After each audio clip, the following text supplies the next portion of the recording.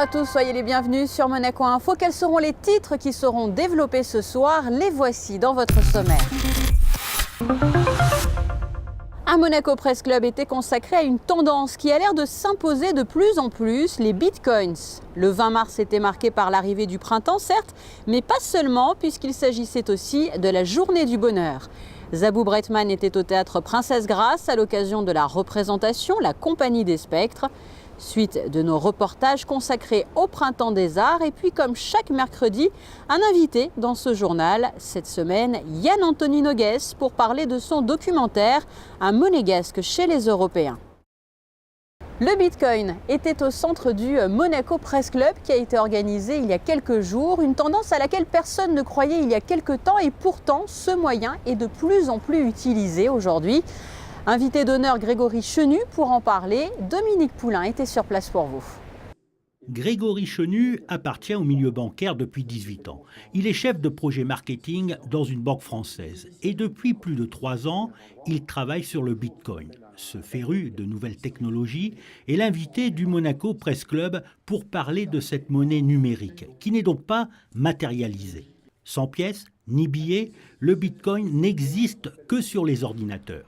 Cette monnaie virtuelle, apparue après la crise financière de 2007, n'est régie par aucun État et ne passe pas par une banque centrale. Il n'y a pas de cours légal comme les autres monnaies. Le Bitcoin, c'est de l'argent à portée de tous, mais de l'argent très volatile, car sa valeur dépend uniquement de l'offre et de la demande. Plus les gens en achètent, plus il augmente.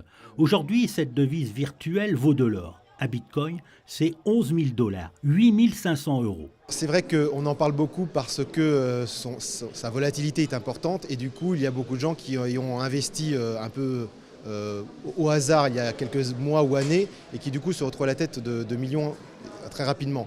Mais je pense qu'il faut dépasser cet aspect-là qui est très, très limité dans le temps, mais plutôt voir à long terme ces usages, que ce soit le Bitcoin et les autres crypto-monnaies et les autres technologies de ce type-là qui vont plutôt s'affirmer et permettre beaucoup de choses autres que le simple enrichissement rapide grâce à la spéculation. Mais pour les financiers, le Bitcoin n'est pas la ruée vers l'or version 21e siècle. Les banques françaises d'ailleurs ne proposent pas de Bitcoin. Aujourd'hui pourtant, des sites e-commerce, des boutiques ou des restaurants acceptent les règlements en monnaie virtuelle. L'intérêt essentiel, c'est de pouvoir faire des transactions très rapides, parce que c'est très rapide, avec des commissions assez faibles, et je dirais presque internationales, c'est-à-dire que c'est un type de monnaie un petit peu international. Pour le commerçant, l'avantage aussi, c'est que, sans rentrer dans les détails techniques, les transactions sont considérées comme immuables. Et du coup, un commerçant va avoir la certitude que lorsque le paiement a lieu, eh bien, il n'y aura pas de retour arrière. Des investisseurs au nez creux auraient bâti leur fortune sur cette monnaie virtuelle, essentiellement des hommes, jeunes pour la plupart, passés des jeux vidéo à la finance, reconvertis en fait en traders autodidactes. Tout le monde a le droit au bonheur et il est bon de le cultiver. C'est pour cela qu'il y a 8 ans, la Ligue mondiale du bonheur a fixé une date afin de pouvoir en parler. Et le Méridien Beach Plaza, dans ce cadre, a lui aussi décidé de mettre au goût du jour un menu du bonheur sur lequel revient Christine Datomel. Nous sommes le matin du 20 mars. La journée se présente sous les meilleurs auspices puisque l'ONU a décrété que ce jour-là serait la journée internationale du bonheur. Alors que ce soit en famille, entre amis, à l'école ou en entreprise, le bonheur doit être célébré. Encore mieux, il doit être adulé. J'ai créé la Ligue mondiale pour le droit au bonheur, qui est une fondation philanthropique internationale en 2010. Mais le bonheur me poursuit, si je peux m'exprimer ainsi, depuis mes études secondaires et mon entrée à la faculté, puisque c'est dès ce moment-là que j'ai conçu le principe que le bonheur était le but de l'homme. Et j'y crois fermement et nous sommes plus de 4 500 000 personnes de 120 pays à participer à ce grand mouvement qui nous rassemble autour de la priorité de notre vie et j'espère de celle des générations futures. privilégier donc les vitamines A pour voir la vie en rose et les vitamines B pour avoir la pêche et le tonus. Il est recommandé de manger équilibré, de mettre du bonheur et de l'amour dans ce que l'on mange, entouré de préférence des gens que l'on aime. C'est pourquoi le Méridien Beach Plaza a souhaité créer un dessert spécialement pour l'événement, un éclair de pur bonheur. C'est de l'essence de la vanille bourbon et puis de l'arôme de la rose. C'est une forme de sourire, non? C'est comme une banane, de sourire. Donc il sera disponible ici au bar et au restaurant pendant toute la semaine. L'exposition de David Brooks, c'est pour toute la semaine aussi, pour l'accompagner. La semaine du bonheur, pour nous, c'est la semaine du bonheur. Voilà. Et c'est un entraînement pour le reste de l'année. Le bonheur est un état concret. Il suffit d'expérimenter la souffrance d'être malheureux pour s'en rendre compte. Le neurotransmetteur de la détresse, c'est notamment le cortisol. C'est ce que nous fabriquons lorsque nous sommes en colère, lorsque nous sommes tristes. 1 minute de colère constitue 1 heure de cortisol. Et pour s'en débarrasser, nous allons mettre 1 journée. Alors que si nous plongeons par contre dans la dopamine ou dans la sérotonine, l'une des 8 hormones du bonheur, là, qu'est-ce que nous voyons? Nous voyons en fait un esprit différent, une gaieté, une légèreté, une joie de vivre, que du bonheur. Pour développer notre aptitude au bonheur, il suffit de changer nos habitudes. Souriez, chantez, dansez, parlez avec des mots positifs et pensez positif. En fait, chacun de nous a sa définition du bonheur. Il suffit juste de l'écouter. Zabou Breitman, comédienne et réalisatrice, était au théâtre Princesse Grace, bien connue sur le sol monégasque puisqu'elle y vient plusieurs fois dans l'année. Zabou Breitman présentait une pièce, La Compagnie des Spectres. Seule sur scène, elle interprète plusieurs personnages et plonge le spectateur sous le régime de Vichy. Une pièce à la fois étonnante et bouleversante. Christine Datomel a pu la découvrir pour vous. Rien ne peut faire entendre raison à cette mère pour qui le monde s'est arrêté en 1943 et qui vit depuis plus de 70 ans en compagnie des fantômes de l'occupation. Le spectateur plonge dans un étrange huis clos entre une fille et sa mère qui tissent le récit, aussi drôle que monstrueux, de leur bataille et de leur douleur, de leur mémoire et de leur peur. Au départ, donc, c'est un roman dont j'ai fait l'adaptation. C'était la première étape. C'est vrai qu'il y a beaucoup d'étapes. Ce qui m'a séduit, c'est à la fois le ton de Lydie Salver, qui a un ton extrêmement proche, extrêmement à la fois cru et très intelligent. Donc c'est ce mélange, cette presque dichotomie qu'il y a entre sa parole parfois extrêmement droite et un peu rude. Ce qui me plaisait également dans le roman, c'est l'histoire de la transmission, pour le coup, du malheur entre cette fille, cette mère, cette grand-mère, parce qu'on va à l'envers, c'est les poupées russes un peu. Il ne faut pas oublier une chose, c'est que Lydie Salver est romancière, mais est également pédopsychiatre. Et elle parle de la manière dont le malheur peut s'épandre, se répandre. Et le malheur, quand il n'y a pas une analyse, une psychanalyse ou quelque chose qui a été quand même travaillé quand il y a eu un gros traumatisme, ça revient toujours. Et elle en parle autant pour ces 3 femmes que pour le pays. Elle dit que la France traumatisée n'a pas suffisamment parlé de ces spectres. Et si la comédienne signe une mise en scène délicate et une interprétation remarquable, La Compagnie des Spectres ne laisse personne indifférent. Une pièce qui est appréciée pour sa richesse et ses monologues palpitants et bouleversants. Une pièce où le tragique et la comédie se mêlent avec subtilité. Monsieur l'huissier.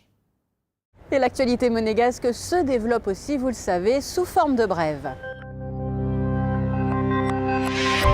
Le service de la culture du diocèse de Monaco propose lundi 26 mars à 20h au Théâtre des Variétés un spectacle inspiré des œuvres de Joseph Haydn, Les 7 dernières paroles du Christ en croix, et de Primo Levi, Si c'est un homme.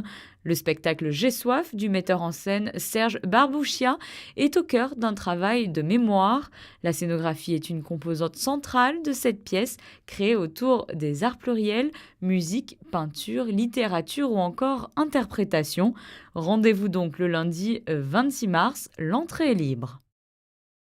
Après vous avoir emmené du côté de Menton, José Sacré poursuit sa série de reportages sur le Printemps des Arts édition 2018 et vous plonge aujourd'hui au cœur du Monaco Music Forum qui était organisé au musée océanographique. Dimanche 18 mars, une très mauvaise météo, pluie et vent, a inspiré Marc Monet, conseiller artistique du Printemps des Arts de Monte-Carlo. Il a eu l'idée originale, il en a souvent, d'installer des musiciens de l'ensemble Sébarré et des élèves de l'Académie Régnier III aux fenêtres du lycée Albert Ier face au musée océanographique pour une joyeuse aubade au public frigorifié massé sur le parvis du musée, avant que ce même public, ravi de cet accueil musical surprenant, ne découvre, à l'intérieur du musée cette fois, le programme de la 2e édition du Monaco Music Forum. C'est une sorte de forum de ce qu'on peut imaginer aujourd'hui de différent. Et c'est je dirais presque le contraire de ce qu'on a entendu hier soir ou avant-hier soir. C'est essentiellement les musiques d'aujourd'hui, c'est-à-dire montrer comment on peut faire entendre la musique différemment, cette musique-là. Mais on aura aussi Charles Live cet après-midi, qui n'est pas de la musique d'aujourd'hui.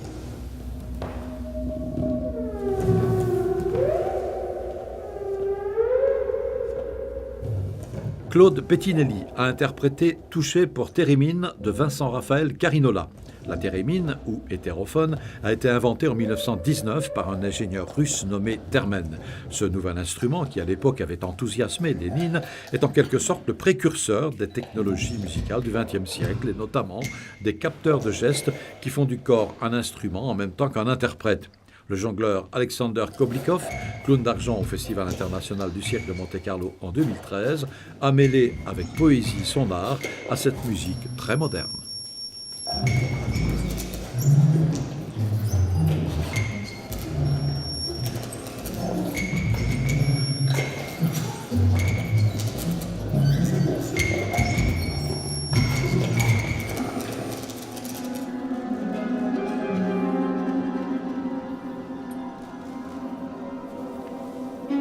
Après la thérémine, sul segno pour harpe, guitare, cymbalum, contrebasse et électronique de Jan Mareš, un compositeur né à Monaco, à qui le Printemps des Arts rend hommage cette année. Cette œuvre a été interprétée par l'ensemble Sébarré, avec le GEMEN Centre National de Création Musicale de Marseille, des danseuses et danseurs du Centre International de Danse Rosella Hightower, Pôle National Supérieur de Danse Cannes, Mougins, Marseille.